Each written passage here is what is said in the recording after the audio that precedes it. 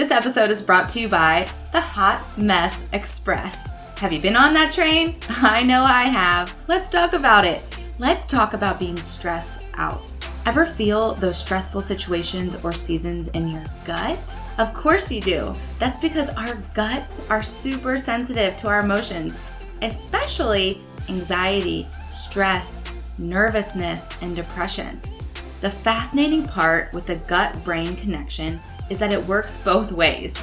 A stressed gut can send signals to the brain, just as a stressed brain can send signals to the gut. So your gut can be the cause or product of anxiety and stress. Are you ready to get off this train? Okay, let's get off the Hot Mess Express and tap into what our guts are telling us. Click the link in the show notes to find out how you can start healing your gut within 24 hours of your first spoonful and save $10. Hey mama friend, do you have a full, blessed life that is so overwhelming? Do you want to live well and honor your temple, but just don't even know where to start? Motherhood is so stressful. You just need more peace, am I right? Hey, I'm Shan, daughter of the king, wife, mother to 4, RN, wellness coach, and I am so happy you're here on the Right Wellness Chat. I can honestly say I have been there. I know what it's like to want to live well, but completely overwhelmed and about to lose it with my very blessed full life. I got to the point where enough was enough and I tracked my way to whole body wellness and so much peace. Want to learn how I did it?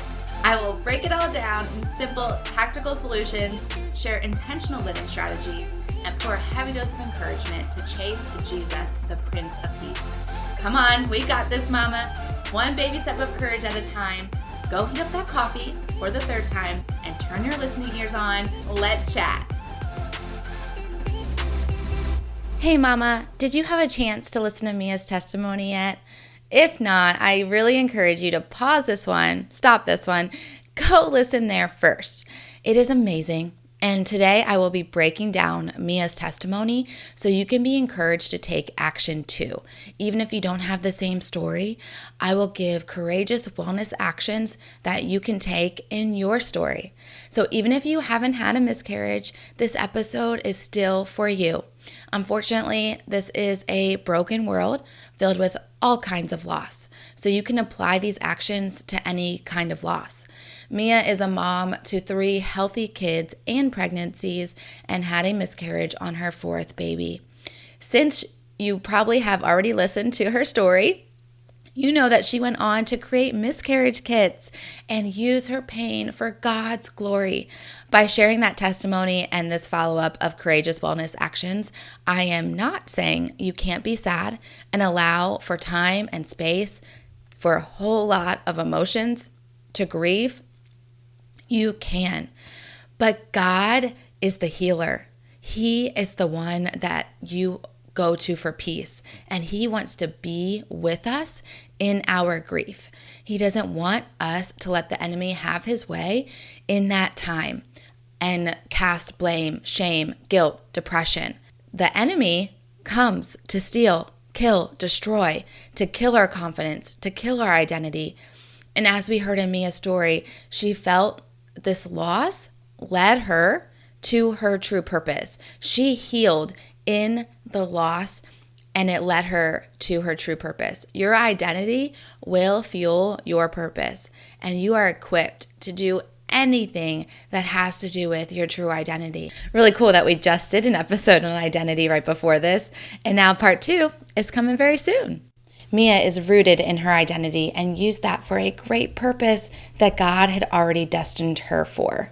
I'm going to hit on 5 of the wellness areas that she took action in and where you can take action when necessary, when you may come across a similar story in your own life. Spiritually, okay, she started here. She started right away by talking to God and asked, how do I use this for your glory?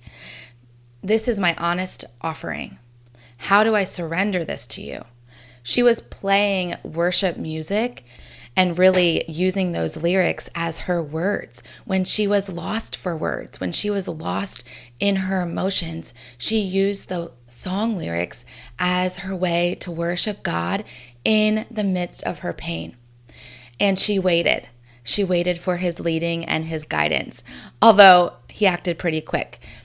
When the feelings came to her, and this is a quote, "It broke my heart that I didn't know." She sat in those feelings of a broken heart with God.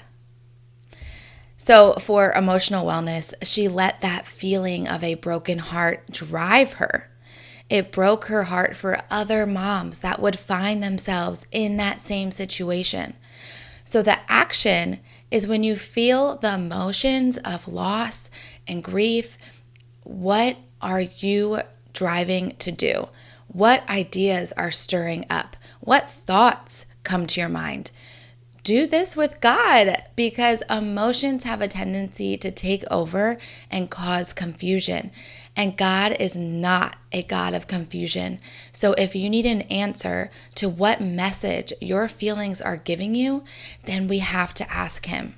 She also said that she learned she was a verbal processor. And how? Because she talked out her feelings and tragedy with like-minded, trusted loved ones. This is for social wellness. She didn't fall into depression, which, no shame. That is so easy to do with loss. But that's exactly where the enemy wants us, in guilt and shame and killing our identity and purpose that this story is to be used for.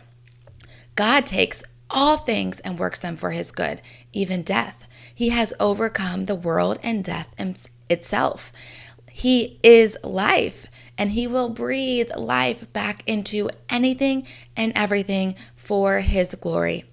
She talked out her feelings with family and friends, and this is so true. I actually saw her at a mother's tea on that Sunday.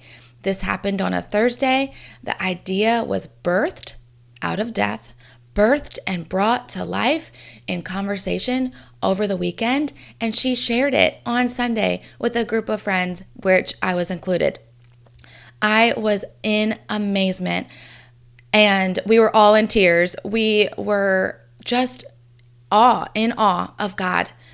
So find that person or two to share your story with in the raw, in the real, in the vulnerable, in the heartbreak. That will help and bring healing. Well, physical wellness, she physically cared for her body and her baby's body the best way possible.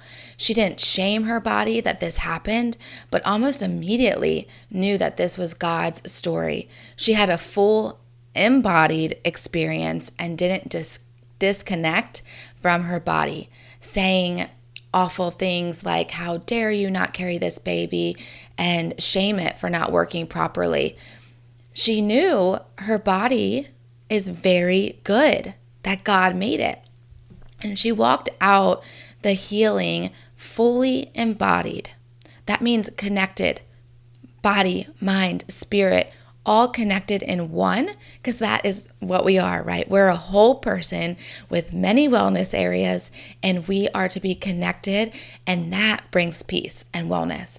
So she stayed in that, and it is very easy to disconnect. We disconnect on silly things. We disconnect when we gain 5 pounds. We disconnect when we get an injury or we're ill. Like, we disconnect many times from our body, and it is very easy to do.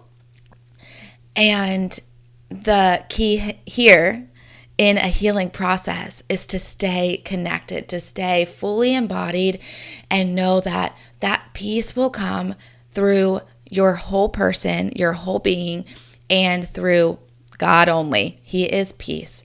And that is just so courageous and strong. So you can do this, and you can take this into your story in many different scenarios, how to live embodied. Okay, and mentally, she took action through these God ideas and feelings, and she put them into action. She did research and learned how to start a nonprofit. She put her pain into action and let it lead her to the next call to make, the next move to put all of this into place and into action. She could have said, man, that is a great idea. That is really smart. And I hope someone comes up with a miscarriage kit one day. That would be so helpful. But no. And I mean, we can probably think of a million ideas that come into our head like that, right? But she had the purpose and the fuel behind it. But no, she took courage in her thought life, in her mental life, into mental wellness, and thought, this is for me to do. This is the hard work for me, and I will figure it out. God has equipped me for this.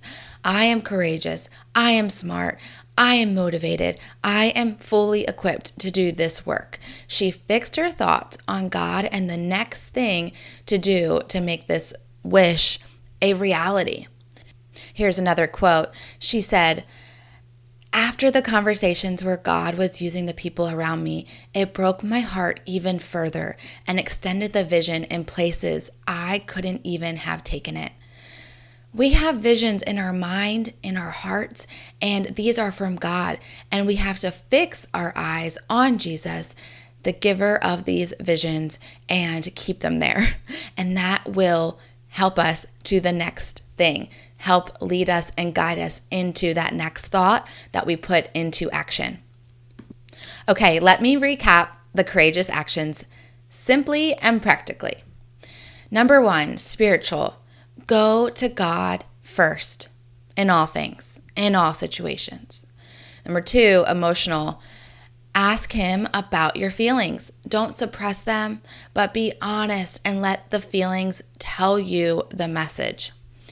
3, social wellness. Find that trusted person or two and process it with them. Don't just share facts, but process it out loud, what you are feeling, and make sure this is a trusted person. And if it needs to be a therapist, please let it be a therapist, but process. Number 4, physical wellness. There is no place for shame when it comes to our bodies, anywhere, at any time. That is the enemy's playground. God made you very good, and this includes your body. Live embodied. And number 5, mental wellness. Take your ideas and thoughts seriously and ask God for a vision to go with them.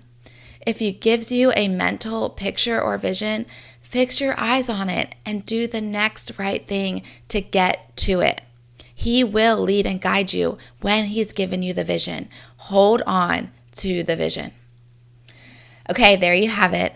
I don't know about you, but I can 100% see why God made it clear that testimonies were to be shared on this pod. I pray this blessed you. I'm pretty confident it did. Come share over in the Facebook community and chat back with me. I would love for this to be a mutual conversation. And my vision for this group in Facebook is that it would be a conversation, that it would flow back and forth from the pod to there and back here. And that's how we will really encourage each other, is to bounce ideas and thoughts and feelings off of each other. And you don't even have to hop on Facebook long. You can just go right to the group, spend a minute sharing your homework there, sharing your action steps, sharing your accountability, and then come back over here and listen for more. Okay, friend, I pray blessings and peace over you. Shalom. Hey, Wellness Warrior. I pray that blessed you. And if so, it would bless me big if you would write a 5-star review and subscribe on Apple Podcasts. Not only would this make me super happy, but it will allow for others to find this show too. Also, I love to chat over on Instagram, so make sure to take a screenshot, share to your Instagram stories, and tag me at the Shan so I can see it and we can keep chatting and bring other moms to chat with us. Until we get to chat again, mama friend, may the Lord's face shine upon you and give you peace.